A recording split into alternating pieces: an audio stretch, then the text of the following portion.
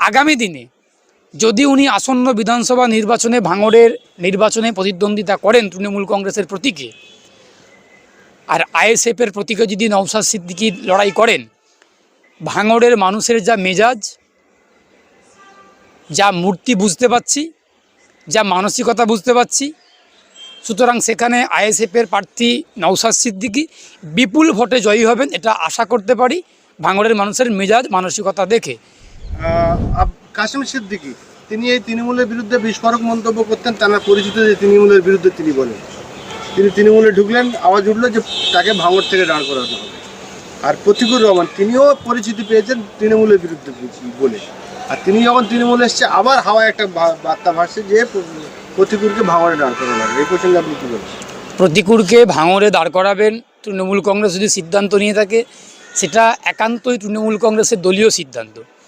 এই তৃণমূল কংগ্রেসের দলীয় সিদ্ধান্ত কি হবে, প্রতিকুরকে ভাঙড়ে দাঁড় করাবেন নাকি প্রতিকুরকে পঞ্চায়েত ভোটে দাঁড় করাবেন নাকি জেলা পরিষদে দাঁড় করাবেন, কি করবেন সেটা তৃণমূল কংগ্রেসের দলীয় অবস্থান, দলীয় সিদ্ধান্ত।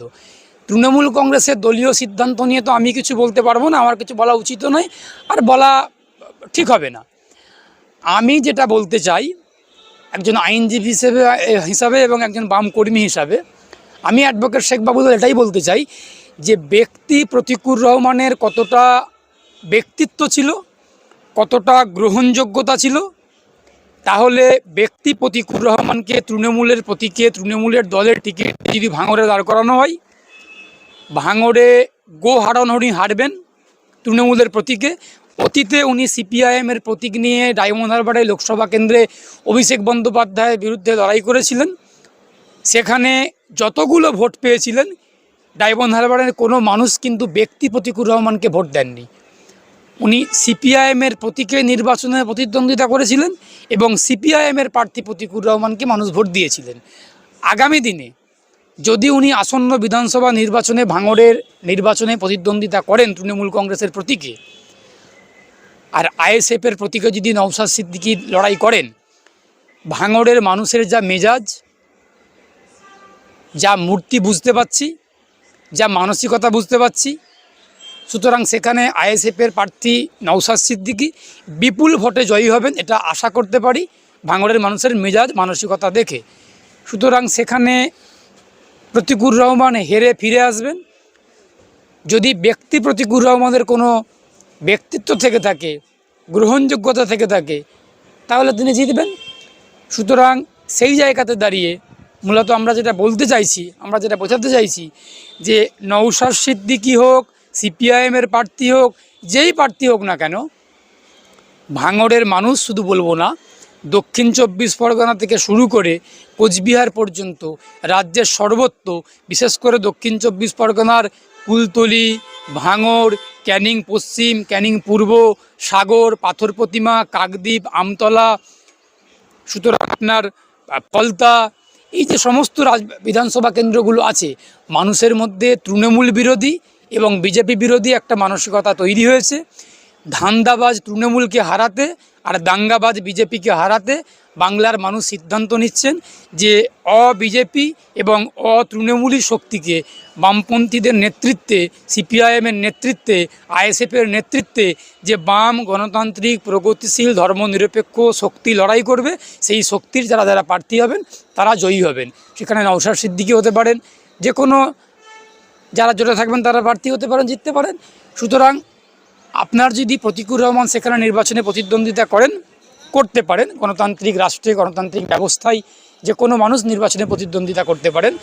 আমাদের কর্মীরা, আমাদের সমর্থকরা জান কবুলের লড়াই করবেন, চোখে চোখ রেখে প্রতিকুর রহমানের বিরুদ্ধে, তৃণমূলের বিরুদ্ধে লড়াই করবেন। সেখানে আইএসএফের প্রার্থী হোক, সিপিআইএমের প্রার্থী হোক, কারা হবেন সেটা আমি বলতে পারবো না, সেটা দল সিদ্ধান্ত নেবেন। তবে আগামী দিনে বিজেপি এবং তৃণমূলের বিরুদ্ধে সিপিআইএম, আইএসএফের নেতৃত্বে যারা লড়াই করবেন তারা জিতবেন, এটা আশা করতে পারি। ওখানকার মানুষের মেজাজ দেখে আমাদের আপাতত দৃষ্টিতে মনে হয়েছে। প্রাক্তন সিপিআইএমের নেতা, আমি যদিও নেতা বলে মনে করি না, আমি একজন সিপিআইএমের কর্মী নিজেকে মনে করি, এবং আমি মনে করি আমাদের দলে প্রত্যেকে আমাদের কর্মী, আমাদের কমরেড, আমাদের সহযোদ্ধা। আমাদের নেতা ছিলেন পরীক্ষিত নেতা কমরেড জ্যোতি বসু। আমাদের নেতা ছিলেন পরীক্ষিত নেতা কমরেড বুদ্ধদেব ভট্টাচার্য, আমাদের নেতা ছিলেন পরীক্ষিত নেতা কমরেড সীতারাম ইয়েচুরি। বাকি প্রত্যেককে আমরা আমাদের কর্মী, আমাদের কমরেড, আমাদের সহযোদ্ধা আমরা মনে করি। প্রতীকুর রহমানকে নিয়ে ইতিমধ্যেই আমাদের দল সিপিআইএম তার দলীয় অবস্থান জানিয়েছে এবং আমাদের দলের রাজ্য সম্পাদক কমরেড মোহাম্মদ সেলিম তার নিজের অবস্থান অর্থাৎ সম্পাদক হিসেবে যে অবস্থান দলীয় বিবৃতির মাধ্যমে জানিয়েছেন। গব্বর সিং এবার প্রতিকূলকে নিয়ে নতুন করে আমার মতো একজন বাম কর্মী হিসেবে আর নতুন করে বলার কিছু নেই। আমি শুধু এটুকুই বলতে পারি যে প্রতীকুর রহমানকে, ব্যক্তি প্রতীকুর রহমানকে কতজন চিনতেন আমি জানি না, কিন্তু সিপিআইএমের কর্মী, সিপিআইএমের নেতা প্রতীকুর রহমানকে লক্ষ লক্ষ বাংলার মানুষ চিনতেন, জানতেন। আজকে প্রতীকুর রহমানকে নিয়ে আপনারা চর্চা করছেন, আপনারা আলোচনা করছেন, সমালোচনা করছেন, নিন্দা করছেন, যা কিছুই করছেন না কেন, তার পিছনে কিন্তু সিপিআইএমের স্ট্যাম্পটা ছিল বলেই আজকে তাকে নিয়ে আপনারা আলোচনা করছেন, তাকে নিয়ে তর্ক বিতর্ক করতে হচ্ছে, চর্চা করতে হচ্ছে। তাহলে প্রতীকুর রহমানকে, ব্যক্তি প্রতীকুর রহমানকে নেতা প্রতীকুর রহমান তৈরি করেছিল আমাদের দল সিপিআইএম। আমাদের প্রতীকুর রহমানকে তৈরি করেছিল আমাদের দল সিপিআইএম, ভারতের কমিউনিস্ট পার্টি, মার্ক্সবাদী। আমাদের পার্টি সিপিআইএম হাজার হাজার প্রতীকুর রহমান তৈরি করতে পারে, হাজার হাজার মীনাক্ষী মুখোপাধ্যায় তৈরি করতে পারে, মোহাম্মদ সেলিম তৈরি করতে পারে, আমাদের পার্টি একমাত্র পারে। সুতরাং প্রতীকুর রহমানকে আমাদের দল তৈরি করেছিল, কিন্তু প্রতীকুর রহমান আমাদের দল তৈরি করেনি। সুতরাং প্রতীকুর রহমানের চলে যাওয়া, সিপিআইএম দল ছেড়ে দেওয়া, দল ত্যাগ করা, এর ফলে আমাদের সিপিআইএম দলের মধ্যে বিন্দুমাত্র শূন্যস্থান তৈরি হয়নি, বাম কর্মীদের মধ্যে বিন্দুমাত্র হতাশা বিভ্রান্তি তৈরি হয়নি। বরং প্রতীকুর রহমানের চলে যাওয়া আমাদের বামপন্থীদের, বামফ্রন্ট কর্মীদেরকে, সিপিআইএম কর্মীদেরকে আরও কাছে কাছে আসার সুযোগ করে দিয়েছেন। এবং প্রতীকুর রহমানের চলে যাওয়া আমাদেরকে নতুন করে লড়াইয়ের রসদ জুগিয়ে দিয়ে গেছেন, আমাদেরকে কাঁধে কাঁধ মিলিয়ে, হাতে হাত মিলিয়ে একসঙ্গে চলার এবং পথ চলার লড়াইয়ের জন্য নতুন করে রসদ জুগিয়ে দিয়ে গেছেন। প্রতীকুর রহমানের চলে যাওয়া আমাদের দলের মধ্যে বিন্দুমাত্র শূন্যস্থান তৈরি করেনি, আমাদের কর্মীদের মধ্যে বিন্দুমাত্র হতাশা বিভ্রান্তি তৈরি করেনি। আমাদের কমরেডরা, আমাদের কর্মীরা আগের মতো অবস্থানেতেই রয়েছেন এবং আগামী দিনে আমরা যেই মেজাজ নিয়ে, যেই রূপ নিয়ে, আমাদের সর্বত্র দিয়ে তৃণমূল কংগ্রেসের বিরুদ্ধে আমরা দাঁতে দাঁত চেপে লড়াই করেছিলাম, আগামী দিনেও তৃণমূল নেতা প্রতীকুর রহমানের বিরুদ্ধে আমরা লড়াই করব। আমাদের বুথে বুথে কর্মীরা, কমরেডরা তৈরি হচ্ছে এবং আমরাও তৈরি হচ্ছি যে আমাদের সামনে খুব বড় কঠিন লড়াই। আপনাদের চ্যানেলের মাধ্যমে আমি একটাই বার্তা দেব, আমার যারা কর্মী, আমাদের যারা শুভাকাঙ্ক্ষী, আমাদের যারা পছন্দ করেন, যারা বাম মতাদর্শে বিশ্বাস করেন, যাদেরকে নিয়ে আমরা অতীতে পথ চলেছি, আগামী দিনেও পথ চলব, সেই সমস্ত বাম কর্মীদেরকে বলবো, সামনে বড় লড়াই।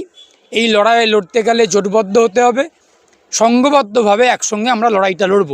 সুতরাং কোন প্রতিকূল গেল আর কোন প্রতিকূল এলো, প্রতিকূলের চলে যাওয়াতেও আমাদের বিন্দুমাত্র ক্ষতি না, আর অনেক প্রতিকূল আসলেও আমাদের যে বিশাল কিছু হবে তাও না। আমরা আমাদের মতাদর্শের উপর দাঁড়িয়ে, আমরা মানুষের স্বার্থে, আমরা বেকার যুবকদের স্বার্থে, আমরা কর্মসংস্থানের দাবিতে, নিত্য প্রয়োজনীয় জিনিসের দ্রব্যমূল্য বৃদ্ধির বিরুদ্ধে আমাদের প্রতিদিনের লড়াই, রাস্তার লড়াই রাস্তাতে চলছে এবং বুথের লড়াই আমাদের বুথের কমরেডরা বুঝে নেবে।